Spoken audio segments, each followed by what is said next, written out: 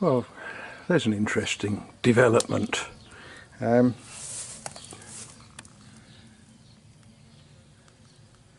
Yeah, what should be in there is a wooden beam. What is in there is an ant's nest.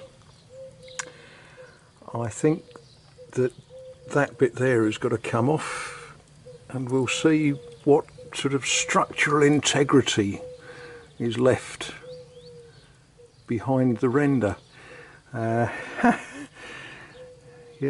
that's more interesting than I'd hoped for. Never mind. Well, I don't know about you. You know, I'm not a structural engineer, but I do wonder if some of you might think that might be a problem. It's interesting, isn't it?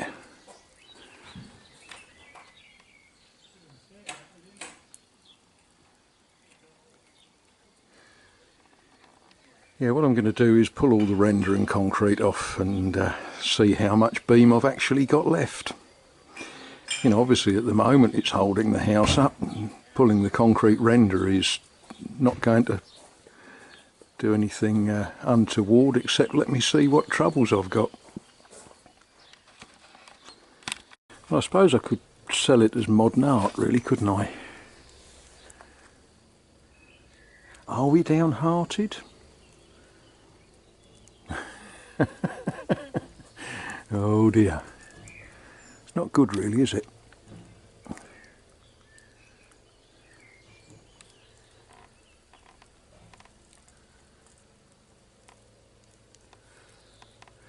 Yeah, and just so we'll know where we are,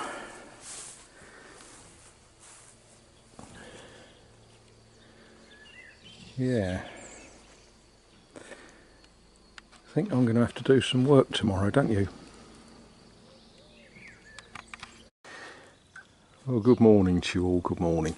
You know the old thing about you have a problem, you go to bed and sleep on it, and in the morning it looks better. No, it don't. The story of this, you can see this crack in the render, and wanted to get the house painted and looking pretty, so I rattled along here with a hammer, and this isn't blown, this is nice and firm, it's just got a crack in it.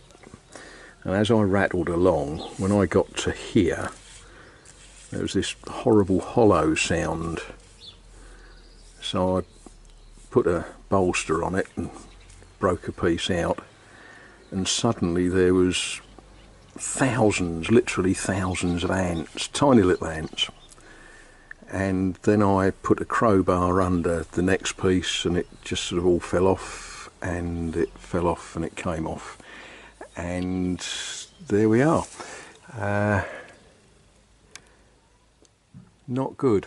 However, what is good is, having had time to stop and think about it, I do now have a plan. And it's a plan that, well, you know, is going to happen perhaps next week or the week after. The house hasn't fallen down in a couple of 100 years. It's not going to fall down in the next fortnight. I shall push some cement in some of these joints where the mortar has dropped out. You can see the mortar in there is just a plain clay mortar. But a couple of these stones have got a little bit of a fidget on them, so I shall just push some sand and cement up into these gaps. I shall put some props under the beams that are inside this part of the building. I shall get a replacement beam, or two in fact, and when I've got everything rigged up ready to put the beam in, then I will take this beam out, because the way I see it is I'll take this beam out and throw, I'm going to use steel, rolled steel joists, and yeah, but not today. Well, I've been out here cutting grass, which seemed much more fun than looking at that horrible horrible beam. But I've left one or two little features that I think, you know, how do you put a lawnmower through flowers like that? I don't actually know what that is. I'm hoping someone will tell me. And there's, over here, I've left a little patch of them.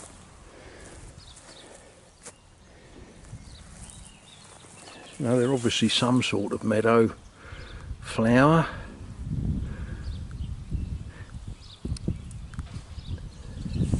I just thought, yeah, I'll leave them, they're not in my way. And I also left this little patch of blue flowers. I think they're forget-me-nots, aren't they?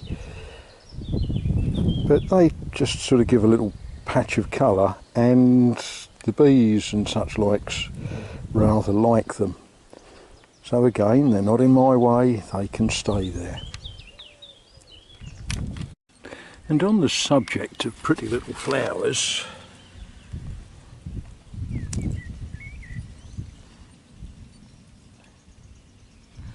I'm very pleased to see them. I'm just hoping they're not some sort of incredibly rare and protected plant that I'm not allowed to lawn mow, because there was actually quite a lot of those in the lawn, and unfortunately the mower went through them all. But isn't that something?